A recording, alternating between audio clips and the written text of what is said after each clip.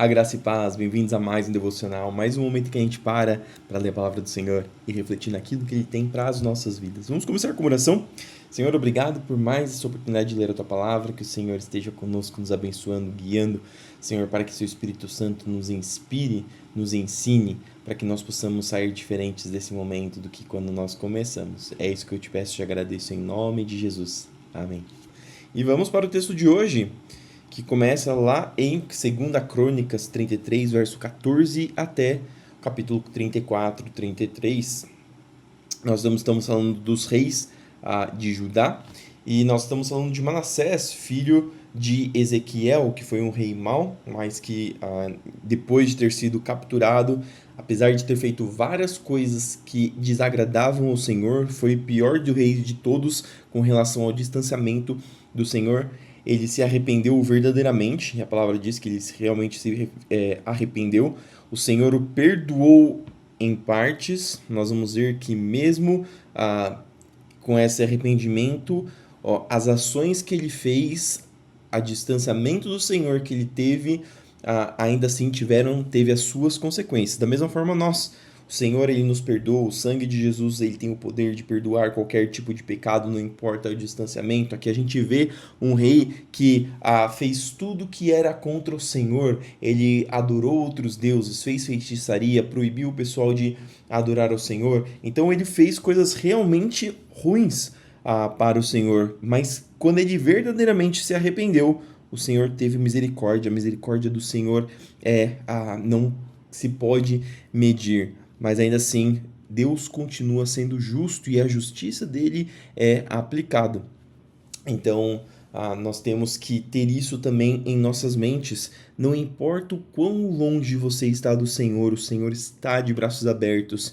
E aqui no caso de Manassés, ele não tinha o sangue de Jesus para cobrir todos os pecados dele, mas nós cremos num Deus que morreu para que levasse todos os nossos pecados e nós pudéssemos ter nova vida.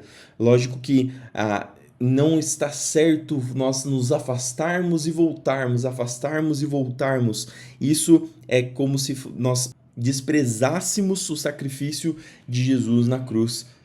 Então, nós temos que saber que sim, nós temos perdão no Senhor quando nós verdadeiramente nos arrependemos. Mas nós temos que saber que o Senhor fala de uma nova vida, e uma nova vida é deixar a vida de pecado para trás.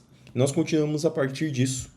Depois disso, Manassés reconstruiu o muro externo da cidade de Davi, bem alto, desde o oeste da fonte de Gion, no vale de Cedron, até a porta do peixe, e ao redor da colina de Ofel.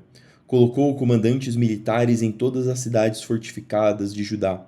Manassés também removeu do templo do Senhor os deuses estrangeiros e o ídolo que havia colocado ali. Derrubou todos os altares que havia construído na colina do templo e todos os altares em Jerusalém e os jogou fora da cidade. E nós vemos constantemente falando que aquele que verdadeiramente se arrepende, as suas ações refletem o seu interior. E nós vemos aqui as ações de Manassés refletindo no seu arrependimento, destruindo todos os ídolos, destruindo todos aquilo que ele construiu que era de desagrado do Senhor. Os altares, né? Derrubou todos os altares que havia construído na colina do templo e todos os altares em Jerusalém e os jogou fora da cidade. Depois restaurou o altar do Senhor e apresentou sobre ele sacrifícios de paz e ofertas de gratidão. Também incentivou o povo de Judá a adorar o Senhor, o Deus de Israel. O povo continuou a sacrificar naqueles lugares de adoração, mas somente ao Senhor, seu Deus. Os demais acontecimentos do reinado de Manassés, sua oração a Deus e as palavras que os videntes lhe disseram em nome do Senhor, o Deus de Israel, estão registrados no livro dos reis de Israel. A oração de Manassés, o modo como Deus lhe respondeu e um relato de todos os seus pecados e de sua infidelidade se encontram no registro dos videntes. Isso inclui uma lista dos locais onde ele construiu altares idólatras e levantou postes de Acerá e ídolos antes de se humilhar e se arrepender. Quando Manassés morreu e se reuniu a seus antepassados, foi sepultado em seu palácio. Seu filho Amon foi seu sucessor. Amon tinha 22 anos quando começou a reinar e reinou em Jerusalém por 2 anos. Fez o que era mal aos olhos do Senhor, como seu pai Manassés. Adorou todos os ídolos que seu pai havia feito e lhes ofereceu sacrifícios. Mas ao contrário de seu pai, não se humilhou diante do Senhor. Em vez disso, Amon pecou ainda mais.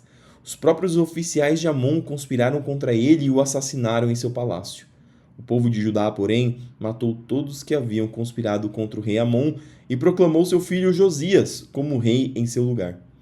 Josias tinha 8 anos quando começou a reinar e reinou em Jerusalém por 31 anos. Fez o que era certo aos olhos do Senhor e seguiu o exemplo de seu antepassado Davi, não se desviando nem para um lado nem para o outro. No 8º ano de seu reinado, enquanto ainda era jovem, começou a buscar o Deus de seus antepassados, Davi. Então, no 12º ano, começou a purificar Judá e Jerusalém, destruindo os santuários idólatras, os postes a Será, os ídolos esculpidos e as imagens de metal. Deu ordens para que fossem destruídos os altares de Baal e despedaçados os altares de incenso que ficavam acima deles. Também ordenou que os postes de Acerá, os ídolos esculpidos e as imagens de metal fossem despedaçados e espalhados sobre os túmulos daqueles que lhe haviam oferecido sacrifícios. Queimou os ossos dos sacerdotes idólatras sobre seus próprios altares, e com isso purificou Judá e Jerusalém. Fez a mesma coisa nas cidades de Manassés, Efraim e Simeão, e até na distante Naftali, bem como nas ruínas ao seu redor. Destruiu os santuários idólatras e os postes de Acerá, reduziu os ídolos a pó e despedaçou todos os altares de incenso em toda a terra de Israel. Por fim, voltou a Jerusalém. No 18º ano do reinado de Josias, depois dele purificar a terra e o templo, nomeou Safã, filho de Azalias, Maacéias, governador de Jerusalém, e Joá, filho de Joacás, o historiador do reino, para restaurarem o templo do Senhor, seu Deus. Eles entregaram ao sumo sacerdote Ilquias a prata recolhida pelos levitas que guardavam as portas do templo de Deus. As ofertas foram trazidas pelo povo de Manassés, de Efraim e de todo o remanescente de Israel, bem como de Judá e Benjamim, e pelos habitantes de Jerusalém. Ilquias e todos os outros líderes entregaram a prata aos homens encarregados de supervisionar a reforma do templo do Senhor. Eles pagaram os trabalhadores que faziam os reparos e a restauração do templo. Também contrataram carpinteiros e construtores que compraram pedras cortadas para as paredes e madeiras para os suportes e as vigas. Restauraram aquilo que reis anteriores de Judá haviam deixado ficar em ruínas. Os trabalhadores realizaram a obra com fidelidade sob a liderança de Jaate e Obadias, levitas do clã de Merari, e de Zacarias e Mesulão, levitas do clã de Coate. Outros levitas, todos os músicos talentosos, ficaram responsáveis pelos carregadores e pelos trabalhadores em várias funções. Ainda os outros auxiliavam como secretários, oficiais e guardas das portas. Enquanto estavam retirando a prata recolhida no templo do Senhor, o sacerdote Ilquias encontrou o livro da lei do Senhor, e aqui é algo muito importante nesse momento, escrito por Moisés. Ilquias disse a Safã, secretário da corte: encontrei o livro da lei no templo do Senhor. Ilquias entregou o livro a Safã. Safã levou o livro ao rei e relatou: seus oficiais estão fazendo tudo o que lhes foi ordenado. A prata recolhida no templo do Senhor foi entregue aos supervisores e trabalhadores. Safã também disse ao rei: o sacerdote Ilquias me entregou um livro. E Safã leu o livro para o rei. Quando o rei ouviu o que estava escrito na lei, rasgou suas roupas. Em seguida, deu estas ordens a Ilquias e a Aicã, filho de Safã, e a Aquibor, filho de Micaías, a Safã, secretário da corte, e a Asaías, conselheiro pessoal do rei.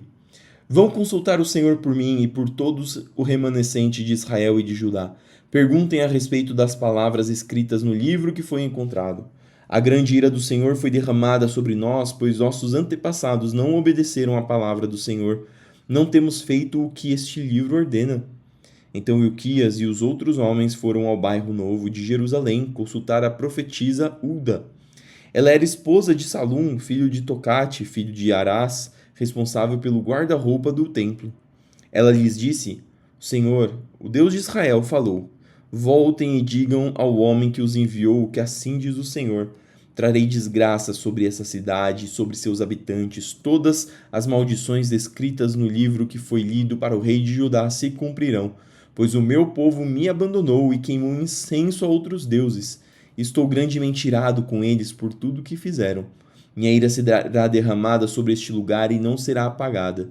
Mas vão ao rei de Judá que os enviou para consultarem o Senhor e digam-lhe que assim diz o Senhor, o Deus de Israel, a respeito da mensagem que acabaram de ouvir. Você se arrependeu e se humilhou diante de Deus quando ouviu as palavras dele contra esta cidade e contra seus habitantes. Você se humilhou, rasgou suas roupas e chorou diante de mim. E eu certamente ouvi, diz o Senhor. Portanto, só enviarei a calamidade anunciada depois que você tiver se reunido a seus antepassados e tiver sido sepultado em paz. Você não verá a desgraça que trarei sobre esta cidade e sobre seus habitantes. Então eles levaram a mensagem ao rei. Josias mandou chamar todas as autoridades de Judá e de Jerusalém. Subiu ao templo do Senhor com os sacerdotes e os levitas e com todo o povo de Judá e de Jerusalém, dos mais importantes até os mais simples. Leu para eles todo o livro da aliança encontrado no templo do Senhor. O rei tomou seu lugar de honra junto à coluna e renovou a aliança na presença do Senhor. Comprometeu-se a obedecer ao Senhor e a cumprir seus mandamentos, preceitos e decretos de todo o coração e de toda a alma. Prometeu cumprir todos os termos da aliança escritos no livro. Exigiu o mesmo de todos em Jerusalém e do povo de Benjamim. Os habitantes de Jerusalém fizeram essa promessa e renovaram sua aliança com Deus, o Deus de seus antepassados. Josias removeu todos os ídolos repulsivos de toda a terra de Israel e exigiu que todos adorassem o Senhor, seu Deus. E pelo restante da vida do rei, eles não se afastaram do Senhor, o Deus de seus antepassados. Romanos, capítulo 16, verso 10 até o verso 27. E aqui Paulo está terminando praticamente a carta de Romanos e está fazendo várias saudações a diversos irmãos que o ajudaram na jornada ou que de alguma forma contribuíram para o ministério dele. Saúdem Apeles, um bom homem, aprovado por Cristo. Saúdem os que são da casa de Aristóbulo. Saúdem Herodião, meu compatriota judeu. Saúdem os da casa de Narciso, que são do Senhor. Saúdem Trifena e Trifosa, obreiras do Senhor, e a estimada Pérside, que tem trabalhado com dedicação para o Senhor. Saúdem Rufo, a quem o Senhor escolheu, e também sua mãe, que tem sido mãe para mim.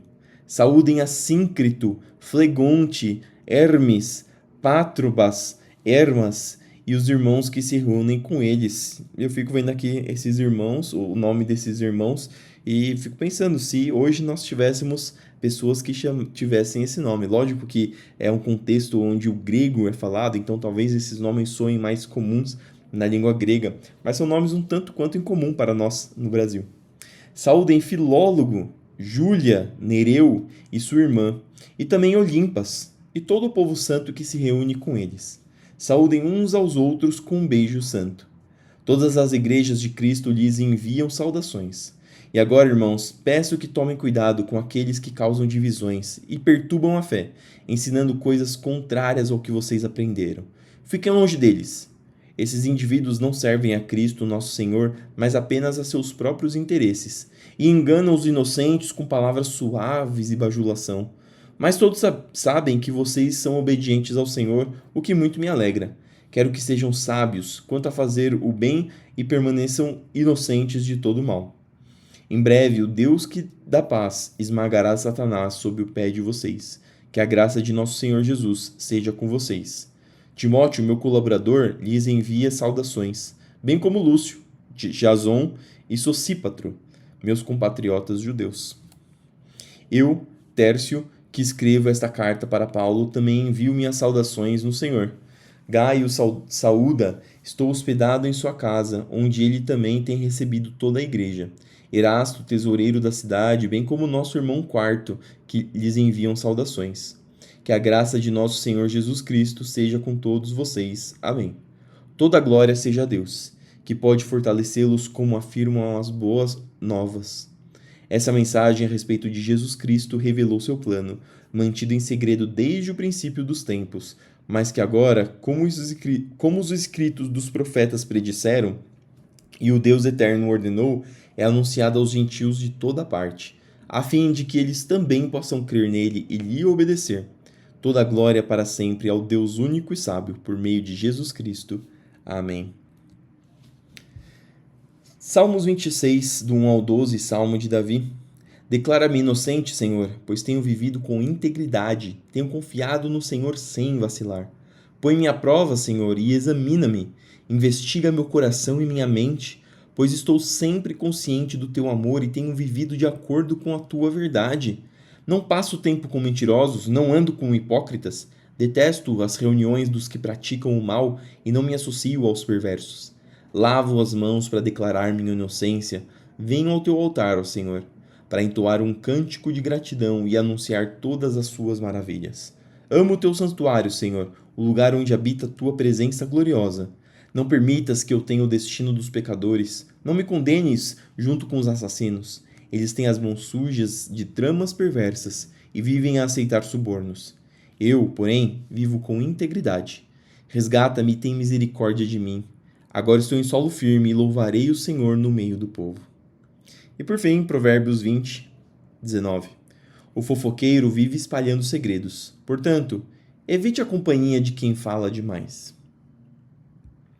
E essas foram as palavras do Senhor, que essas palavras possam edificar a sua vida, que você possa continuar meditando nessas palavras durante o seu dia.